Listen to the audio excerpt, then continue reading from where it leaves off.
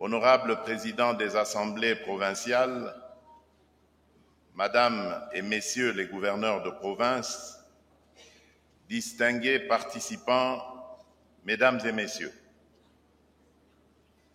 je suis profondément honoré de présider ce jour la cérémonie d'ouverture de la 12e session de la conférence des gouverneurs de province, ici à Kolwezi, chef-lieu de la province du Lualaba, conformément aux dispositions pertinentes de l'article 200 de notre Constitution, ainsi que des articles 2, 7 et 10 de la loi organique numéro 08/015 du 7 octobre 2008, relative à l'organisation et au fonctionnement de cette conférence. Permettez-moi d'exprimer tout d'abord ma profonde gratitude à la population de cette magnifique province pour l'accueil particulièrement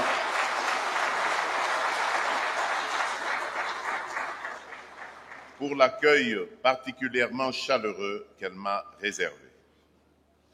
Le thème de cette 12e session, intitulée « La santé, facteur de cohésion sociale et du développement durable des provinces », revêt pour moi une importance capitale, car la santé n'est pas seulement un droit fondamental, elle est le socle de la cohésion nationale, du progrès économique et du développement durable. Elle symbolise notre aspiration collective à la justice sociale, à la dignité humaine et à la paix. Notre système de santé en République démocratique du Congo porte encore les stigmates des décennies de conflits armés et d'instabilité.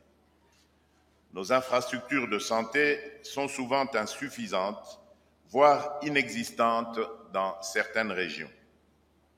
Le manque de personnel qualifié, les épidémies récurrentes telles que le choléra, le paludisme, la rougeole, la méningite, le VIH-Sida ou encore le virus monkeypox et les difficultés d'accès aux soins, particulièrement dans les zones rurales et les régions en conflit, demeurent préoccupants.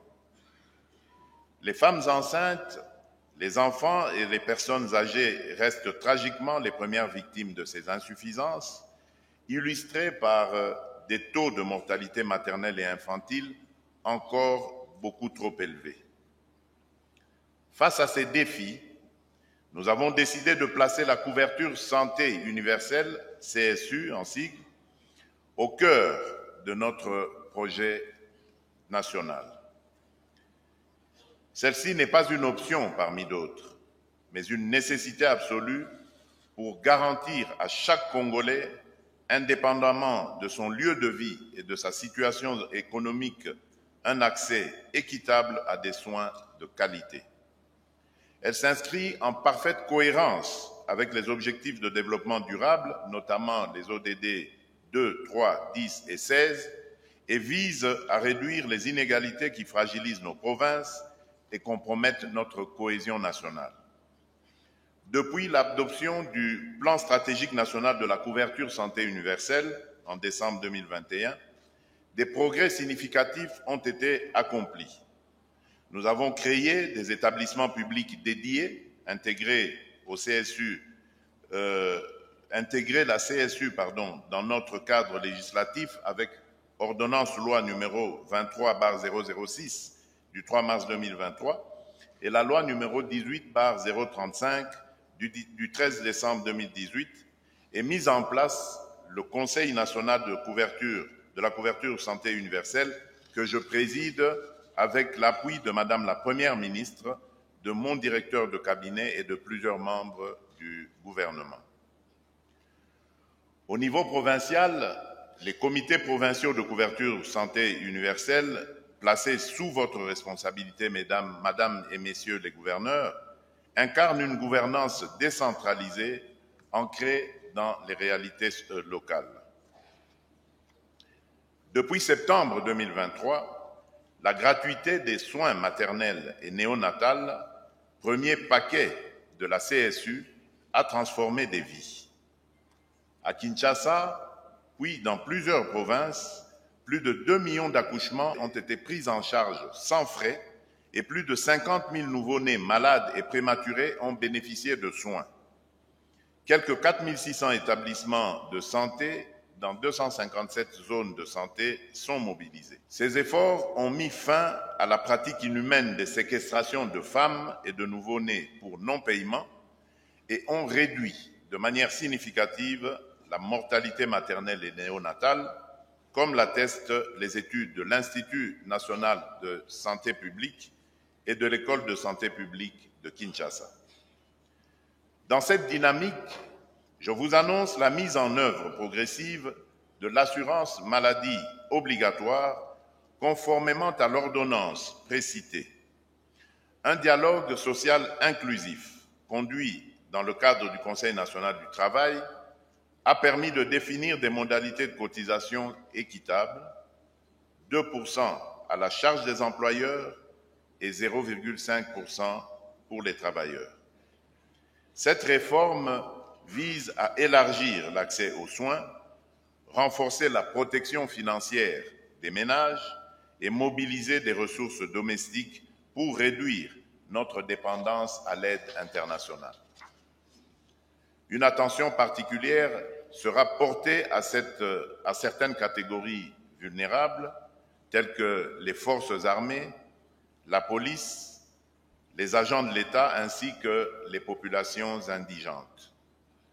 C'est un acte fort de justice sociale et de reconnaissance envers ceux qui protègent notre pays.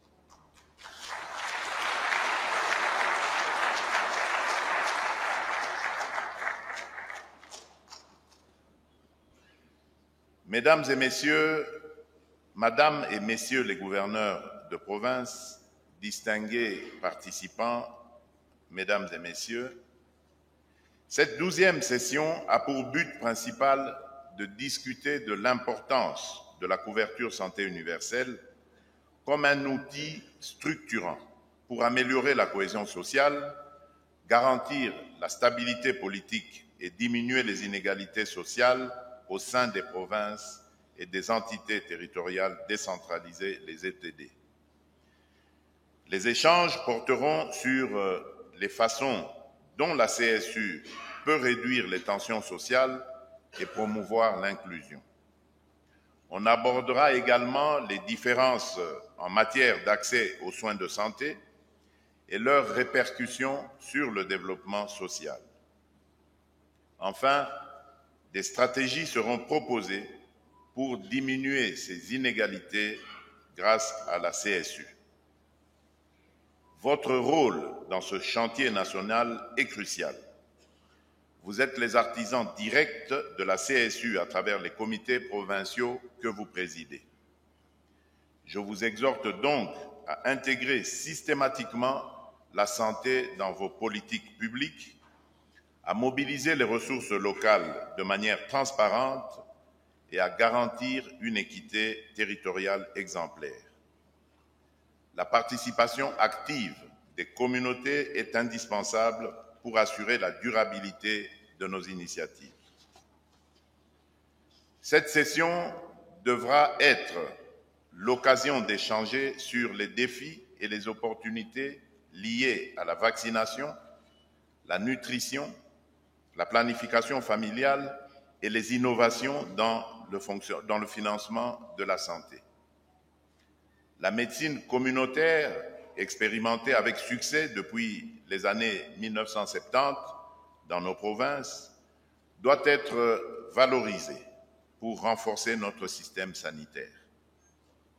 Nous devons également investir dans la modernisation de nos hôpitaux, finaliser la réforme hospitalière et promouvoir des partenariats publics-privés en intégrant les ONG, la société civile et les communautés bénéficiaires.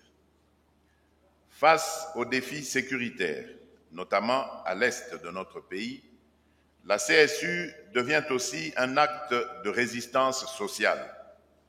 Dans les zones affectées où les structures de santé sont détruites et les médicaments rares, la reconstruction par la dignité et la solidarité constitue une réponse à la guerre elle-même. Au-delà des frontières locales, la lutte contre les épidémies comme la rougeole, le choléra, le paludisme ou Ebola doit être une démarche communautaire et interprovinciale.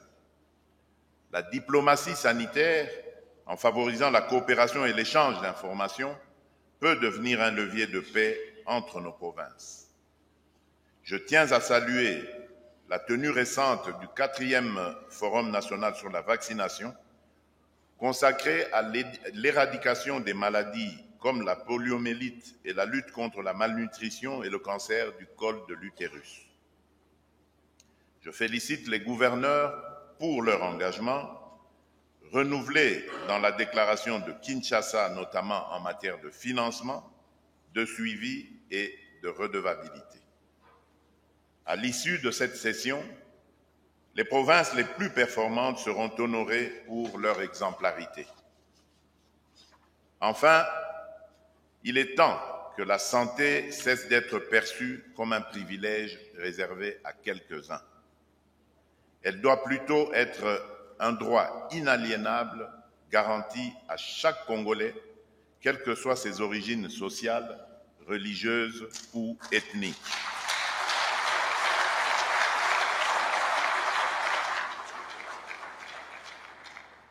Ensemble, redonnons à chaque Congolais la dignité d'un accès équitable aux soins. Ensemble, bâtissons des provinces fortes, solidaires et prospères. Sur ce, je déclare ouverte la 12e session de la Conférence des gouverneurs de province. Je vous remercie.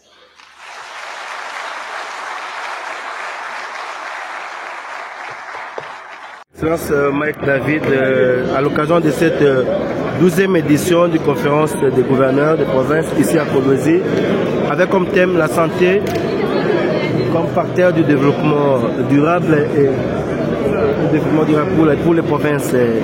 Qu'est-ce que la population du Bas-ULP peut retenir de votre participation à cette cérémonie d'ouverture d'abord? Vous devez savoir que la santé c'est la clé de tout. Quand on n'a pas une bonne santé, on ne peut rien faire. On ne peut pas aspirer à de grandes choses liées à le développement. Donc la santé est effectivement un facteur important du développement. Je suis très heureux qu'aujourd'hui on soit réunis autour de ce thème et nous attendons donc les recommandations qui seront faites à l'issue de ces assises et nous allons rentrer dans nos provinces respectives pour les mettre en place.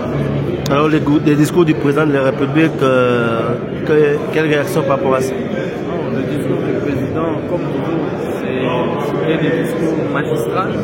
Il a tout dit. Et nous, en tant que lieutenant en province, nous allons nous exécuter. Merci. Merci. Merci. Ce qui a retenu, c'est que d'abord la conférence des gouverneurs, c'est une matière constitutionnelle.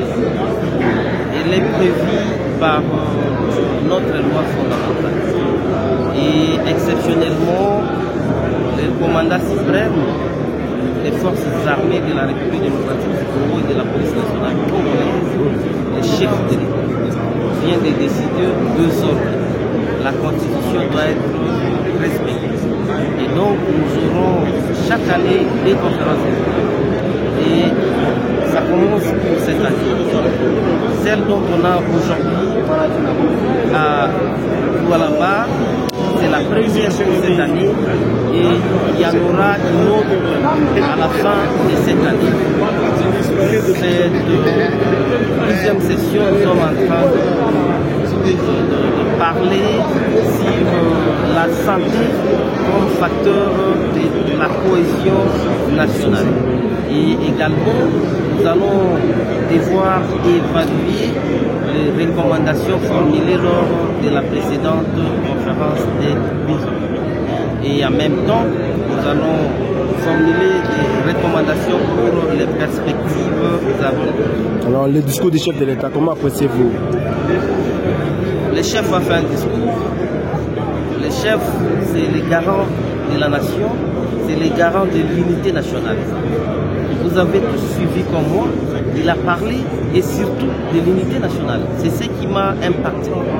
Donc, et aussi, les chefs ne cessent de revenir sur la stabilité des institutions nationales que Merci beaucoup.